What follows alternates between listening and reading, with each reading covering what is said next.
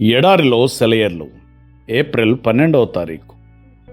యేసు పరిశుద్ధాత్మ పూర్ణుడై యోర్దాను నది నుండి తిరిగి వచ్చి 40 దినములు ఆత్మచేత అరణ్యములో నడిపింపబడి అపవాది చేత శోధింపబడుచుండెను.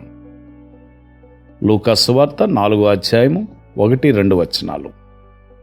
యేసు పరిశుద్ధాత్మతో నిండి ఉన్నాడు. అయినప్పటికీ శోధన తప్పలేదు. శోధన అన్నది మనం దేవునికి ఎంత దగ్గరగా ఉంటే అంత బలంగా వస్తుంది. సైతాను లక్ష్యాలు ఎప్పుడూ అతి ఉన్నతంగా ఉంటాయి. ఒకసారి అయితే ఒక అపోస్తలుడి చేత యేసు ఎవరో నాకు తెలియదు అని పలికించగలిగాడు వాడు. మార్టిన్ లూథర్ కంటే ఎక్కువసార్లు సైతానుతో ఘర్షణకు దిగిన వాళ్ళు చాలా తక్కువ మంది ఉంటారేమో. ఎందుకు? లూథర్ ఏకంగా నరకరాజ్యం మీదే దండెత్తాడు. జాన్ బనియన్ సైతానుపై సాధించిన విజయాలను ఎవరు వర్ణించగలరు? ఎవరిలో అయితే ఎక్కువగా దేవుని ఆత్మ నిండి ఉంటుందో వారికి అపవాదితో ఎక్కువ పోరాటాలు తటస్థిస్తాయి.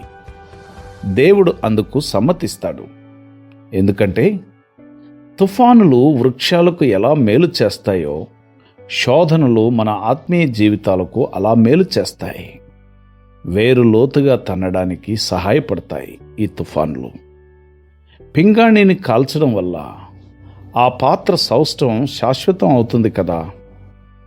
నువ్వు క్రీస్తు చేతిని గట్టిగా పట్టుకొని ఉన్నావని, ఆయన నిన్ను పట్టుకొని ఉన్నాడని నీకు తెలియదు. సైతాను తన శక్తినంతా ఉపయోగించి నిన్ను రెండో వైపుకు లాగుతున్నప్పుడు క్రీస్తు నిన్ను తన వైపుకి లాక్కోవడం తెలుస్తుంది.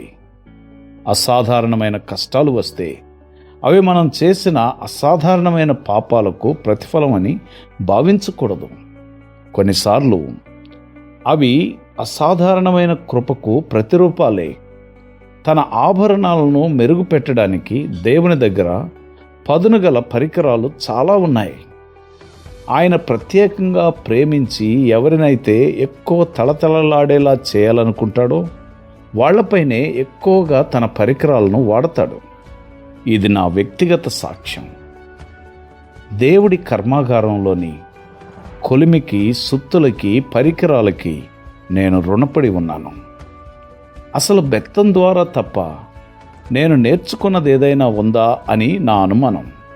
నేను శిక్షణ పొందుతున్న గదిలో చీకటి కమ్మిన వేళల్లో నేను స్పష్టంగా చూడగలను. నీ జీవితంలో శోధించబడుతున్నావా? భయపడవద్దు. ఎందుకంటే అసాధారణమైన కష్టాలు వస్తే అవి మనం చేసిన అసాధారణమైన పాపాలకు ప్రతిఫలం అని భావించి భయపడవద్దు. కొన్నిసార్లు అవి అసాధారణమైన కృపకు ప్రతిరూపాలే. నీ జీవితంలో వచ్చే తుఫాన్లు నీవు విశ్వాసంలో వేరు లోతుగా పారునట్లు నిన్ను బలపరిచే సాధనాలే.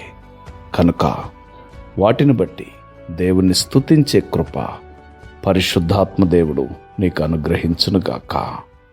ఆమెన్.